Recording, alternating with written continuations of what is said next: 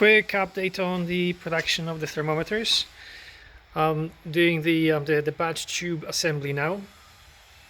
So this requires gluing in the sensor line into the tip and the tip onto the tube. And this is what's happening in the end of the process.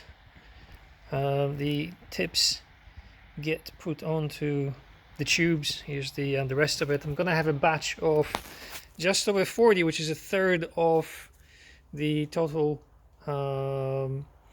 Indiegogo campaign sold.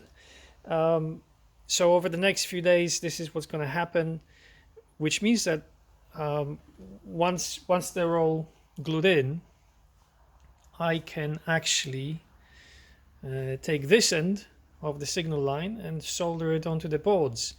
And whilst I do that, I immediately put it into the casings. So when I have this this batch of tubes assembled, I can actually assemble a full batch of completed thermometers. And I think this is a worthy update. Thanks, guys.